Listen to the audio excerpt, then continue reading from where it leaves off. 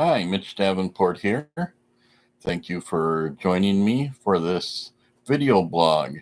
I decided I would change the pace a little bit, and instead of writing this blog, I would speak to you very casually about it.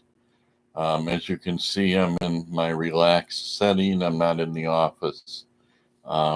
Just have some thoughts that I'd like to share on depression. My last blog outlined the criteria for major depressive disorder. And in that blog, I mentioned that in 2017, it is estimated that over 17 million Americans have suffered or do suffer from major depressive disorder. Now, depressive disorders are on a continuum. What I mean by that is there is major depressive disorder over here, but there are milder forms of depressive disorder over here. And it goes kind of like this. Now, each one of them have a name, but what's truly considered the most debilitating of all is major depressive disorder, which, by the way, is also the most common or one of the most common disorders in the Diagnostic and Statistical Manual of Mental Disorders. More people suffer from depression than from any other disorder.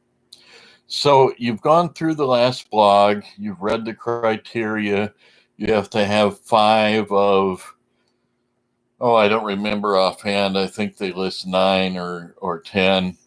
And if you have five of those criteria, then you likely have major depressive disorder.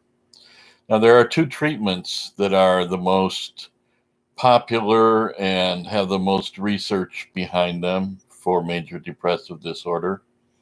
One is medication, and that would be specifically the selective serotonin reuptake inhibitors, Prozac, Paxil, Lexapro, Celexa, and there's many more.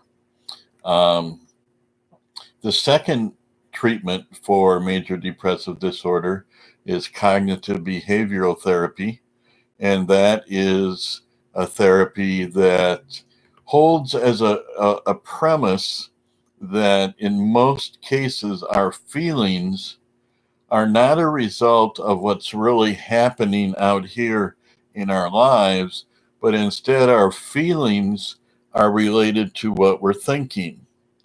And so if we wish to change how we feel, we need to change how we think.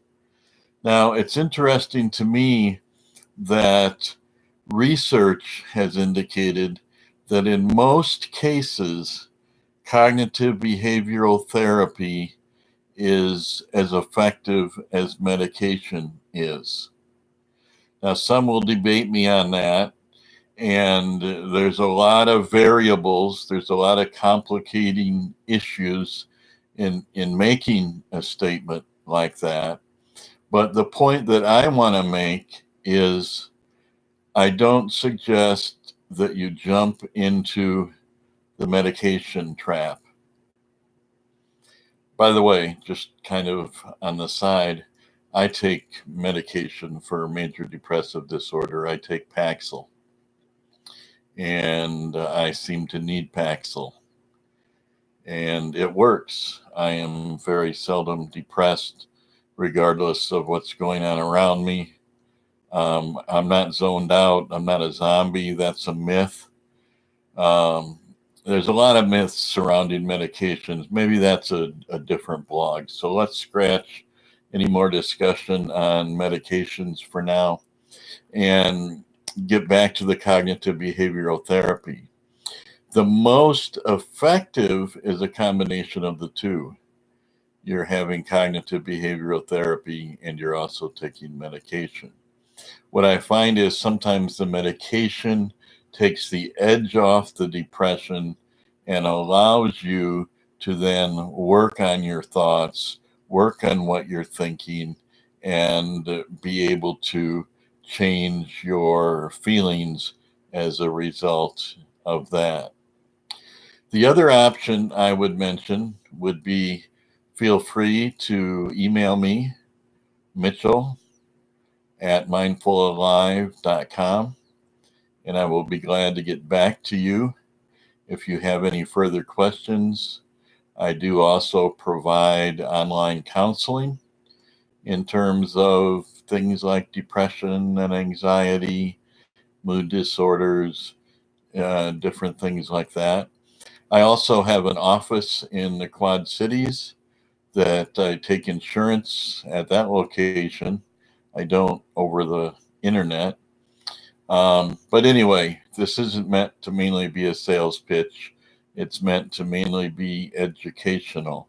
I strongly urge, if you have 5 or more of those criteria, that you would seek out some kind of help. You may go to your primary care physician. You may go to a therapist. It's up to you which route you want to go. But I would encourage you, do what you need to do to get the help you need to live the life that you're meant to live. Thank you for listening, and I wish you a very blessed day.